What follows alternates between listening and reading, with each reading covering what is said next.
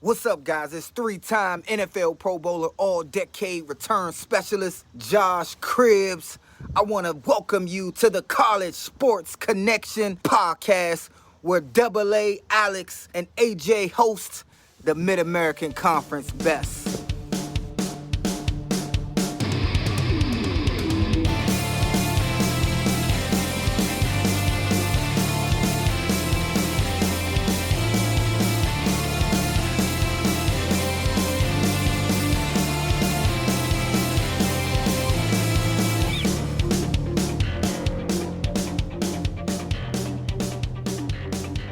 All right, everybody, welcome back. It is 100 episodes of the CSC podcast.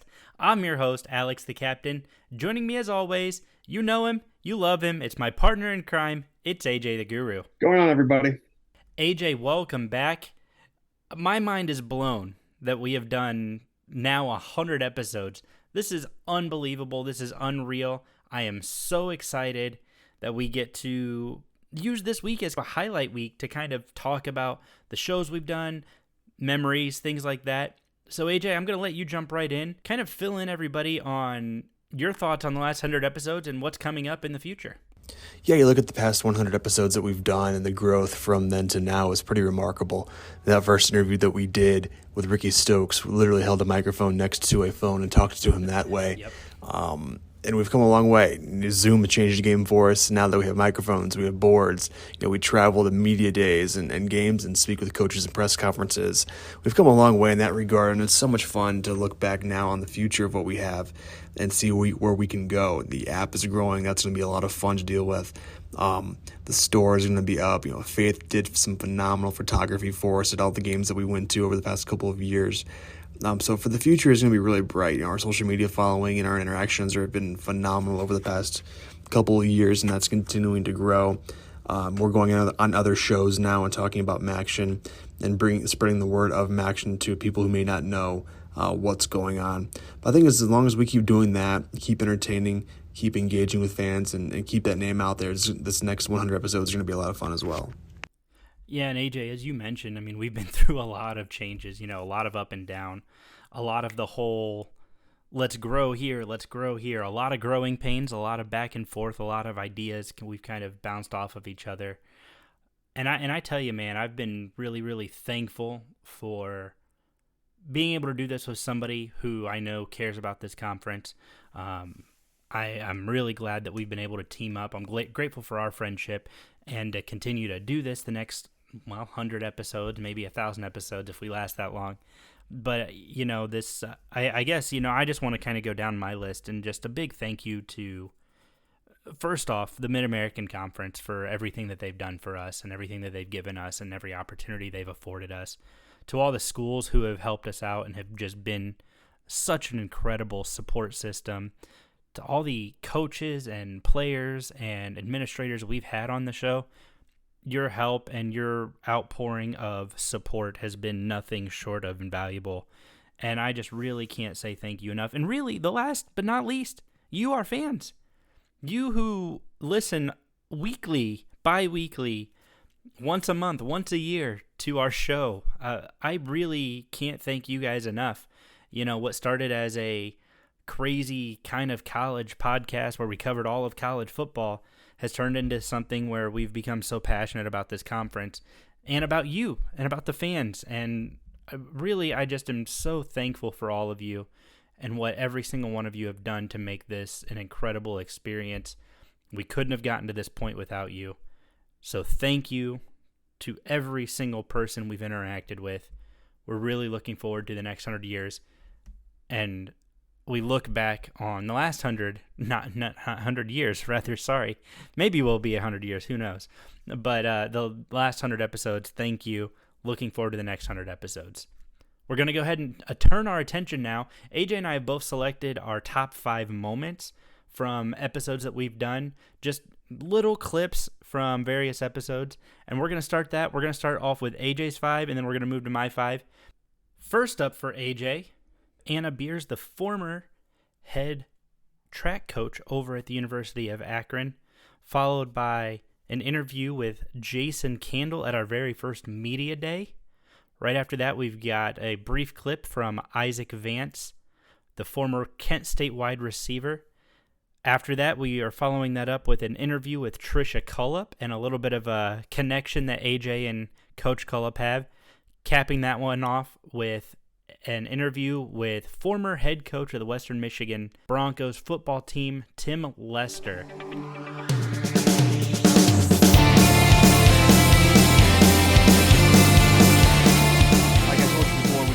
Here, you and I are going to become best friends because in doing my research, I saw that you're a Rochester Zebra.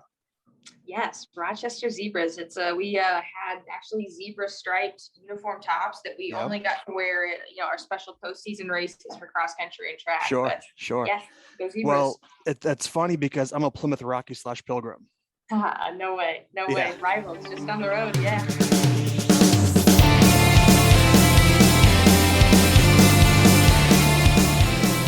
So how fun was it like being on the Stag Bowl back in the day? That was cool. I mean, that's a great experience for a Division III athlete. You don't that level. You don't go to a hotel the night before the game. You don't get to spend a week anywhere. You get your turkey sandwich. You go play the game. You go out to lunch with your mom after the game, and then go have a couple beers with your buddies on a Saturday night, and then get up and go to practice on Sunday. That's Division III football.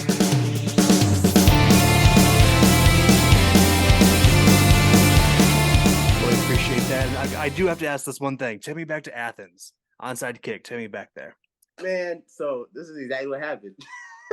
Because that was and you're a baseball guy too, baseball lineage. That was a shot. It was a shot. So all year, as a frontline guy, you taught, we're not catching the ball, no matter what. Usually on the front line, it's our receivers and DBs. The hands, we think we can catch everything. And they saying, don't catch the ball if it's hit at you. So I'm like, all right, for sure. They score with there was 7 seconds left in the half. And I remember specifically, coach is like, don't line up over the ball. So I'm like, all right, for sure. So I lined up in my original alignment. This is exactly what happened. I lined up in my original alignment, and I look over the sideline, and I give the thumbs up. And Coach Barton says, nah. I'm like, all right. So I take a couple steps, and he's like, keep going. I take a couple steps. So I'm lined up right there. So we're on the same page as where I'm lined up. And then he just misses that thing at me.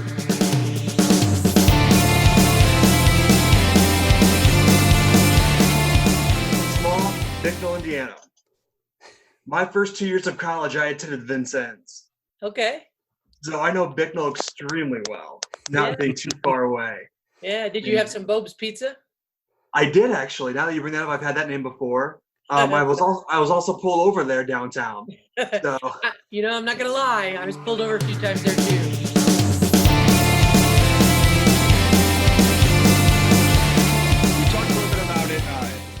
Before we got on camera here, and the way we met was kind of interesting. My high school football coach was your offensive tackle for 3 years, and I had reached out to Kirsch a couple of days before the game, and I said, hey, we're going to the bowl game.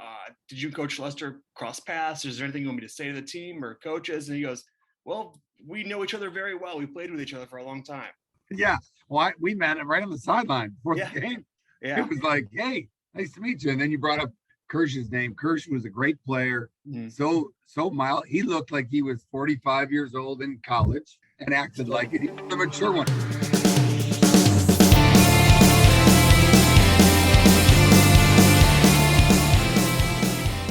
So that was AJ's. Some great memories we've had on the show. We're going to dive into mine now, and we are starting off with Sara Tisdale, the former head coach at Central Michigan Lacrosse, now currently in-state rival Eastern Michigan Lacrosse head coach. Then we move on to Becky Burke, the head coach of the Buffalo women's basketball team. We've got a brief clip from our first media day with Coach Thomas Hammock. Then we move on to an interview with the voice of the Bobcats, Russ Eisenstein. And we wrap that up with an interview, at least a brief clip from an interview with Coach Daniela Tomic, the head women's volleyball coach over at Bowling Green.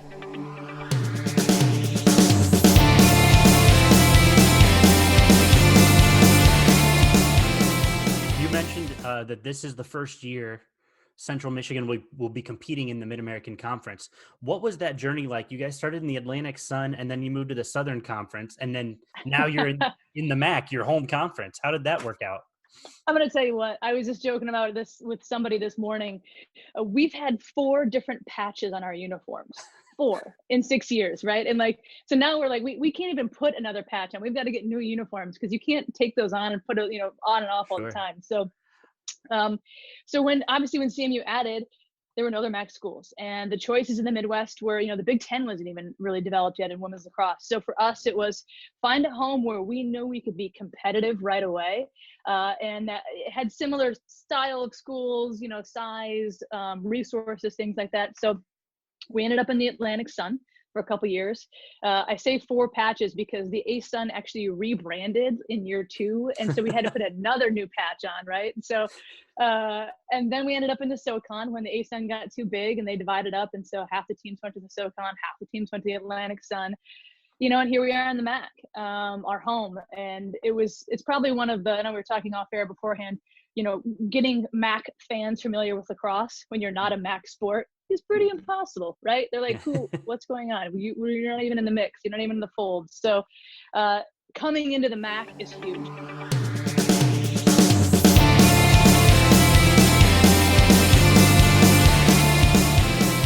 Back to the 3-point contest real quick, because I've always been intrigued, like with MLB All-Star games and the NBA dunk contest, 3-point contest. When you're sitting on the bench watching the other athletes go, are you watching them? Are you watching their technique? Or are you just kind of just chatting up with the people next to you, having a good time? A little bit of both.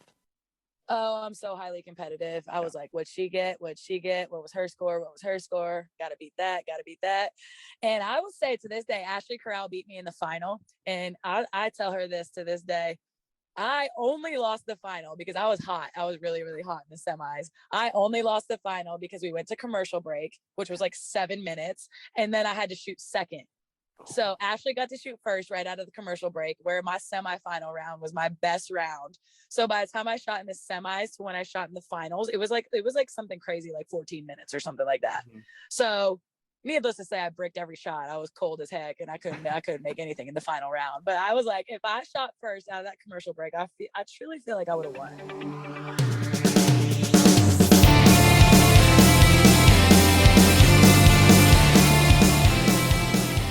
So I wanted to ask, what is something like for you, being a former player, what does that mean for you to come back and be the head coach of your alma mater?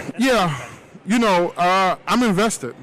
I'm invested in the program, and I'm invested for the long haul.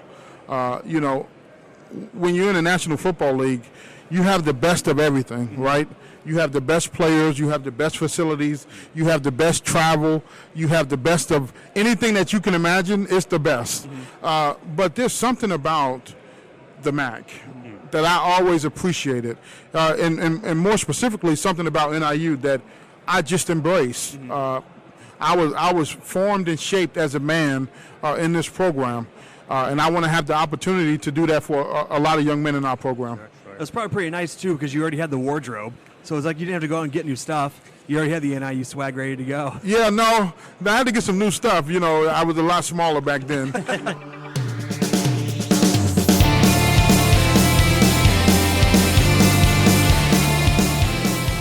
going to end sometime, but wow, we're in the NCAA tournament, and wow, Ohio beat Georgetown. Well, 12 was different because when that matchup was drawn up, that was Trey Burke in Michigan.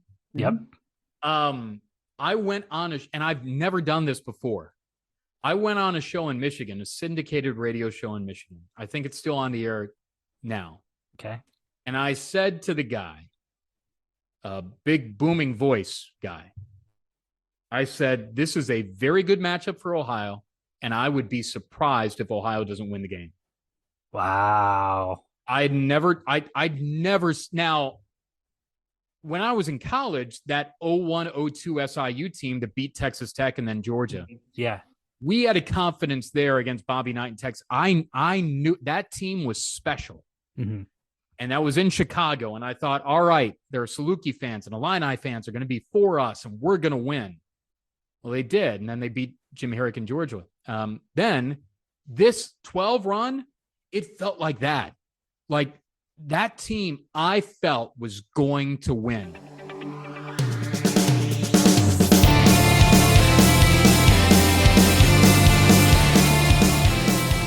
Well, you you didn't ask me a question about my I didn't. We got so involved about volleyball, but now that you're bringing it up, talk about your shoes. You wear these beautiful pantsuits, and then you've got these bright orange shoes. What's the story there? Well, my sister said, so you're changing your style? I said, I guess. My staff and I, we take a lot of pride in dressing up for our games. On a match day, it's a special day, and it's a special, again, day after working so hard during the week in the gym here. I don't even know how it started. Well, I have a staff and players who are really, their shoe collection is impressive. Their savings account could be much bigger if they didn't spend so much money on shoes. So I kind of wanted to surprise them. So I went and created my own Nike design, right, by you, Nike. And of course, I had to go orange. I mean, anything orange in Bowling Green, it's a hit. I have a slippers on right now, and I got so many compliments on my slippers, like $15 slippers. So I said, I'm going to get a nice pair of Nikes, and I put my initials on the back too. And I got them, and I said, okay, the next step will be I'm going to surprise them with wearing it with a nice outfit, which it's in now. So when I showed the kicks to my team, I learned a new English word, which has a different meaning if you check the Urban Dictionary. Drippy. They're like, Coach, you're drippy. I was like, what is that? So they had to explain what it is. I said, okay, cool. Thank you for improving my vocabulary. And then I showed up in the locker room for pregame talk in my orange kicks, wearing everything black. Yes. I got these standing ovations. Some great memories over the last 100 episodes. Guys, thank you so much for, again, tuning in and being a part of what we do here. It's such an honor to have you listen and to hear us ramble and to hear me talk, to hear AJ talk for almost an hour every week. Guys, we are so thankful for all of you and for all of your love and support that you've shown us the last, 3.5 years now. We're excited to move forward. We're excited to continue to bring you more action, and we're looking forward to the next 100 episodes. Guys, thanks so much for tuning in, and we will see you